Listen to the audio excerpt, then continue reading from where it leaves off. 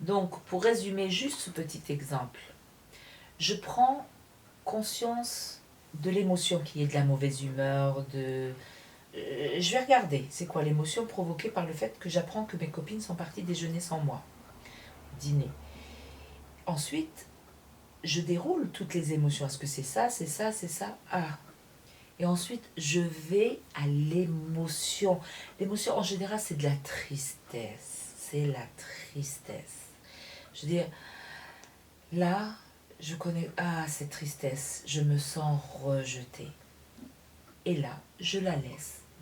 Je reste triste.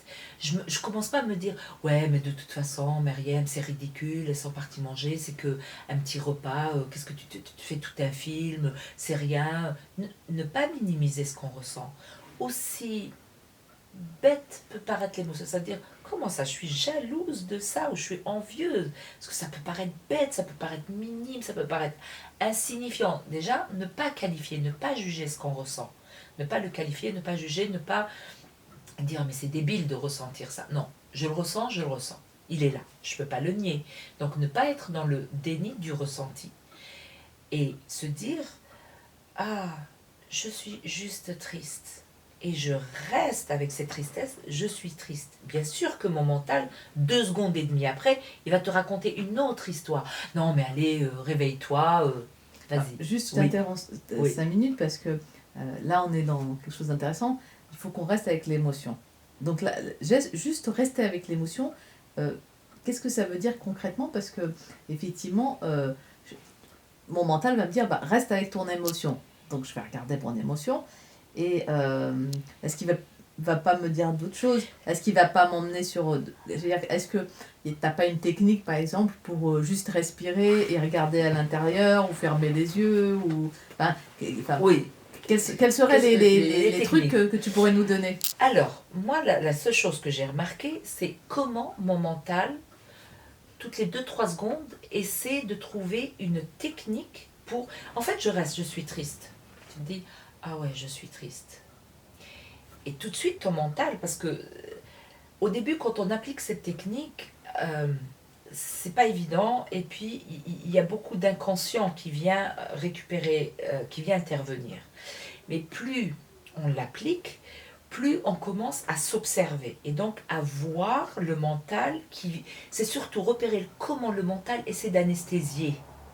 Parce que rester avec l'émotion, c'est voir surtout comment le mental va essayer de mettre le couvercle, d'amoindrir, de qualifier. T'as le droit, t'as pas le droit de ressentir, c'est bien, c'est pas bien. Mais rester, effectivement, rester, c'est je ressens, je suis triste, je ressens. Le plus dur, quand tu me dis, mais c'est parce que j'y arrive pas, ça veut dire quoi? C'est repérer toutes les techniques que tu vas mettre en place pour ne pas ressentir ça. Donc, respirer, te calmer, méditer, tout ça, faut pas faire. Il ne faut rien faire, justement. Tout ce que tu faisais d'habitude pour calmer la douleur, calmer la souffrance, il faut justement ne pas le faire. Si par exemple, toi, tu me racontais la dernière fois un exemple, tu tombes sur un livre qui va t'effrayer, mais qui t'a tellement effrayé que tu as pris le livre, tu l'as. Surtout, faut pas regarder ça.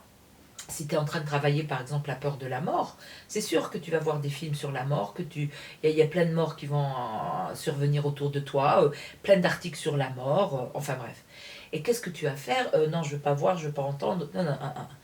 Je je vais là où j'ai peur, là où ça me fait mal, j'y vais. Donc, si c'est le livre qui t'a fait peur et que tu as mis de côté, ou le film que tu as éteint, je rallume le film. Je regarde la vidéo qui parle de la mort. Je prends le bouquin. Ok, j'ai pris. Ah, non, c'est horrible, c'est horrible. Tu restes avec. Ta première tentation, c'est de retirer le livre ou de fermer la vidéo. Eh ben non, c'est je reste avec l'élément extérieur qui est en train de me perturber. Je reste avec. Tu sais, quand on dit ne parlons plus de choses tristes, ne parlons plus de choses désagréables. On balaye comme ça. J'y pense plus. Non, ça. Non, non, non, non. Je ramène et je reste avec ce qui me fait souffrir. Je reste avec ce qui me dérange. Et en même temps, j'observe toutes les techniques que je vais mettre en place pour amoindrir cette souffrance. Qui sera, je me lève, je sors, je vais faire un petit tour. Ah ouais, je vais aller faire un petit tour, ça va me faire du bien. Je vais aller voir un tel, ça va me faire du bien. Je vais aller m'acheter un truc. Alors là, le sacro-saint shopping pour me sentir bien. Tout le monde va mal, tout le monde supporte l'horreur de son travail. Tout le monde n'est pas avec un travail horrible, hein, mais quand on est dans le mal-être du travail, la fin du mois, je vais m'acheter le truc, le meuble, enfin peu importe, je vais me payer le voyage, je vais me faire du shopping. Faire du shopping, c'est extraordinaire d'aller faire du shopping. Et c'est le couvercle le plus facile à faire et à mettre sur soi. Quand je vais aller m'acheter le truc, je vais aller mieux. Eh bien, je ne vais pas faire de shopping. Je ne vais pas appeler mon ami. C'est réellement des actes que tu poses. Tu vas te rendre compte si tu prends conscience, tu vas te rendre compte que rester, accueillir, c'est ne pas faire tout ça. Quand tu accueilles ton invité, tu ne te mets pas au téléphone, tu ne parles pas à ton voisin, tu es avec ton invité. Et ça veut dire que ça te demande à être conscient, à être dans le moment présent et à repérer toutes les tentatives de fuite que tu peux mettre en place. C'est tout. C'est pas extraordinaire, c'est pas quelque chose d'infaisable. Et c'est surtout de ne pas essayer de minimiser toutes les techniques de minimiser. Je sais pas, par exemple, je travaillais la sécurité interne, ça veut dire ces derniers temps, je travaillais la sécurité interne, et à chaque fois que je me disais, mince, comment je vais payer le loyer de ma société, je me disais, ah ouais, non, donc l'angoisse, comment je vais payer le loyer de ma société, ah ouais, ouais, non, non. Alors je fais, ah ouais, il faut que je distribue les flyers et il faut que je fasse mes plateaux repas chauds. Donc il faut que j'agrandisse cette activité. Donc ça veut dire qu'à chaque fois j'avais une frayeur, une angoisse, une peur d'insécurité, je vais faire. Et donc je dis, non, non, tu restes avec. Tu restes avec cette peur. Ah non mais, et qu'est-ce que je vais devenir? Et ah oui, non mais de toute façon, si j'ai 2 ou 3 clients, à chaque fois, mon mental allait trouver une solution pour amoindrir cette angoisse. Et donc, je repérais toutes les tentatives de mon mental et j'avais trouvé ce geste. Mon mental qui va aller chercher une solution pour couvrir cette... Et donc, je m'amusais à regarder toutes les tentatives de mon mental d'aller chercher des solutions pour amoindrir ma peur. Donc alors, pour un petit peu finir, quand est-ce qu'on sait que on a nettoyé une émotion ou une peur et qu'elle n'est plus dans ce... D'accord. Qu'on n'est plus dans un nettoyage Alors, j'entends beaucoup les gens me dire, c'est revenu. Je croyais j'avais nettoyé la peur, la colère, et c'est revenu. Et moi, je leur dis, tiens, je vais vous prendre un exemple de ce qu'est une quantité. Malheureusement, on n'a pas trouvé de mesure de la peur, de la jalousie, de l'envie, de l'angoisse, etc. Mais imaginez que ça soit votre peur. Elle est jolie. Tu as nettoyé ça. Quand tu auras encore une deuxième fois peur, les gens me disent c'est revenu. Non, c'est pas ça qui est revenu. C'est un autre petit bout qui est sorti. Donc votre peur, elle est comme ça. Et puis après, et ainsi de suite. Chaque événement ne ramène pas. Tu peux pas me dire, ah, j'ai divorcé de mon mari, j'ai travaillé la colère, pendant 1 an j'étais tranquille, et puis là tout d'un coup, ma colère envers lui revient, j'ai cru que je m'en étais débarrassée. Ça, c'est pas ça. C'est qu'il y en avait encore une petite quantité, et donc que cette quantité, c'est cet événement-là qui a fait qu'il l'a déclenché, et il l'a fait sortir. Ce bout-là ne revient jamais, ce n'est jamais, ça revient. Et les gens tout le temps, ils me disent, oui mais c'est revenu, je croyais que je m'en étais débarrassée. Alors comment savoir qu'on s'en est débarrassé? C'est que, par exemple, si je prends l'exemple, moi, banal des plateaux repas, je vais voir que à la seconde où je me dis, ah, comment je vais faire pour payer mon loyer, je n'ai pas la réponse, il faut que je fasse, ah ok, il va bien y avoir une solution. Par exemple, mon fils me mettait en colère et maintenant, quel que soit ce qu'il fait, je n'ai pas de colère qui arrive. Il y avait, c'est-à-dire les événements qui provoquaient en vous une émotion ne la provoquent plus. Parce que la vie, soyez sûr et certain pour voir si vous avez vraiment validé le nettoyage, validé le processus, validé je n'ai plus de peur, je n'ai plus de colère. Bien sûr qu'elle va vous mettre à chaque fois devant une situation et puis c'est là où tu te dis, ah tiens, en temps normal, j'aurais réagi comme ça. Mais là, c'est bizarre, ça ne fait rien. Et c'est en comparant comment vous réagissiez avant, c'est-à-dire si tu compares comment tu réagissais avant et comment tu réagis maintenant, tu te dis, ah tiens, c'est bizarre. Mais ça demande d'être tout le temps en conscience de tous les mouvements qui se passent en nous. Tu vois, y a plein de gens comme ça qui viennent enfin, dans mon cabinet et puis qui me disent, ah de toute façon, ça n'a rien changé et tout. Donc je reproche, je leur dis, mais au début, tu me parlais, tu me disais ça et ça te posait problème. Maintenant, est-ce que... Ah oui, c'est vrai, je ne réagis plus de la même façon. Je ne... On peut jauger et mesurer, pas en termes de mesure, se dire, ah, mon fils, il a fait ça et ça ne m'a pas du tout énervé. Ou alors, ça va monter un petit peu, puis tout de suite, tu vas le voir et puis tu vas dire, ah tiens, j'ai trouvé une phrase extraordinaire pour moi. Je me dis à chaque fois, hmm, la vie a créé la parfaite situation pour voir que j'avais encore en moi ce désir de vengeance, ou cette peur, ou ah, il y a encore en moi de la colère, ou ah, encore tiens, ma belle-sœur me tape encore sur les nerfs. Et c'est pas ma belle-sœur qui me tape sur les nerfs, c'est pas ma belle-sœur que je n'aime pas, c'est pas ma voisine qui. C'est il y a encore en moi. C'est comme quand tu me racontes et tu me dis, tu me disais, les voisins hier, ils ont fait une fête jusqu'à 5 heures du matin, je n'ai pas pu dormir. Ok. Prenons cet exemple concret. Tu m'as dit, ils en font à peu près 4 fois par an. Je vais te dire, avec cette technique, tu peux faire en sorte que tes voisins ne fassent plus du tout de fête. Tu vas me dire, attends, je ne peux pas agir sur mes voisins. Si, tu peux agir sur tes voisins. Comment tu peux agir sur tes voisins? Tu vas aller chercher tout ce que ça provoque en toi comme émotion. Vas-y. Alors, bon, j'ai On déjà va travaillé partir de cet exemple-là. Non, non, c'est un exemple très intéressant, j'y avais pas pensé, mais effectivement, comme ça arrive quand même plusieurs fois par an, il y a quelque temps, ça m'énervait, mais ça me mettait dans une irritation, un énervement, en plus en me disant, oui, je ne veux pas encore fermer l'œil de la nuit, etc. Enfin, donc, ça me mettait quand même dans... Mais hier, étonnamment, j'ai senti une toute petite irritation. Mais je me suis dit, bon, allez, je vais dormir et de toute façon, j'entendrai... Enfin, voilà, ça me perturbera pas plus que ça. Mais effectivement, tu as raison, parce que si je regarde avant, ça me mettait quand même...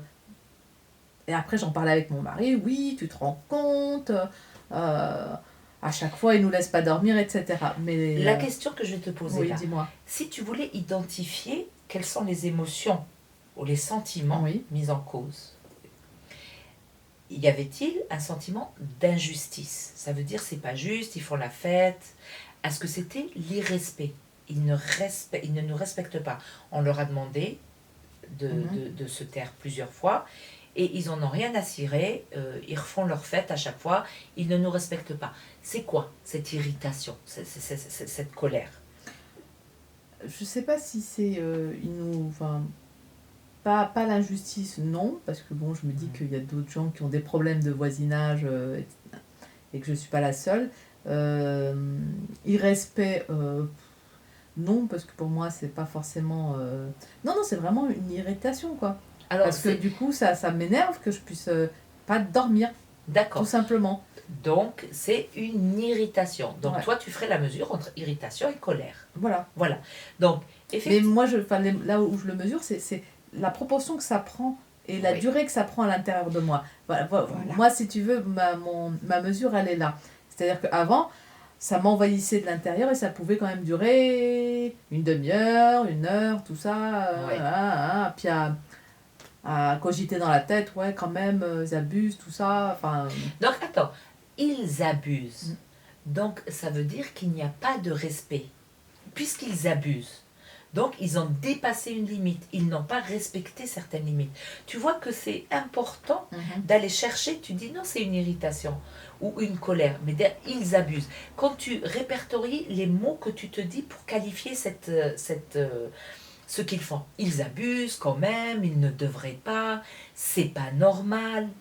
Donc, c'est en décortiquant ce que Ouais. tu te dis autour de l'événement qui te renseigne sur c'est quoi comme émotion que tu ressens. Ok? Ils abusent, si tu utilises le mot abuser, c'est ils n'ont pas le droit, enfin, ils ne devraient pas. Ok? C'est pas ce que tu ressens. Je sais pas, enfin, c'est ce que je te disais, c'est des fois compliqué. Mais c'est Autant ça. je peux identifier l'irritation ou la colère Mais c'est ou ça. la tristesse, mais les subtilités de certaines... Enfin, De certaines émotions, oui, oui. c'est assez compliqué. C'est pour ça que je disais tout à L'exaspération, l'heure, oui. c'est bien quand on donne des exemples de comment on décortique et comment on arrive à la source. Parce qu'effectivement, je me sens triste, comme tu disais tout à l'heure, parce que je me sens abandonnée. Mes copines sont allées au cinéma ou dîner sans moi. Euh, voilà, ça permet de... Mais c'est pas forcément évident parce que, en fait, ça Oui. nous arrive tous les jours, dans toute la journée. Toute la Et si journée, oui. on devait décortiquer à chaque fois qu'il y avait... Si. En fait, oui, non, mais j'entends. Mais ça demande quand même une énergie colossale. Au début. D'accord. Ça te demande, mais vraiment, ça te demande une énergie de concentration sur toi et d'être présente, de vivre le moment présent. Si tu es tout le temps à 2 heures plus tard, bien sûr que tu vas pas ressentir, tu vas juste ressentir le mal-être. Mais ça te demande au départ d'être seconde après seconde, non, nanoseconde après nanoseconde, d'être conscient de ce qui se passe en toi et de dire, ah, là, je ressens ça. C'est quoi que je ressens? Et ben, bien sûr que ça te demande un effort. C'est pas un claquement de doigts, ça te demande un effort, de la concentration, la volonté de t'en débarrasser. Mais ce qu'il faut savoir, c'est que tu seras débarrassé de toutes ces émotions. Et je répète, ça ne veut pas dire qu'après, on ne ressent plus rien. Pas du tout. Non. Ça veut dire qu'on continue de ressentir, mais lorsque la personne va faire le geste qui va provoquer cette émotion, d'abord, on va plus être identifié. Ah, je suis énervé. Cette chose m'énerve ou cette chose provoque en moi un état d'irritation. Déjà, la façon qu'on a de parler ou de qualifier les choses est très importante. De ne pas dire ah, lui, il m'énerve. Ce qu'il fait provoque en moi de l'énervement. Déjà, en se disant, on met une petite distance entre ce qui m'arrive et ce que je suis. Je ne suis pas énervé. Il y a de l'énervement en moi. Déjà, on met une distance. D'accord? Et effectivement, ça demande un travail de tous les instants au départ. Et puis après, ça devient un réflexe. À la seconde où je vis une émotion, maintenant, la seconde où je vis une émotion, ah, je me dis, ah tiens, la vie m'a créé la parfaite situation pour voir qu'il y avait encore en moi ça.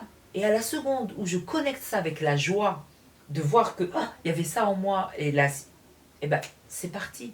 Et ce qui pouvait durer des jours de travail se fait en une seconde. Mais effectivement, comme tout dans la vie, il faut travailler. Mais c'est une solution. Alors, merci Myriam. Et juste pour conclure, ce serait intéressant que dans ta prochaine vidéo, tu nous donnes peut-être une petite fiche pour... voilà, une petite fiche avec les techniques pour décortiquer et trouver la véritable émotion. Tu veux me faire bosser? Moi, je croyais Ah, que c'était tout ça. Ça y est, c'est bon. Non, ça c'est la deuxième vidéo, mais je pense qu'il y en aura d'autres. Ok. Donc, merci Myriam. Et Ok. à la prochaine fois. Merci beaucoup et puis à la prochaine fois pour tout le monde. En espérant que ces petits détails vous aideront à gérer et à vous débarrasser de vos émotions en grande partie. Voilà. Merci et au revoir.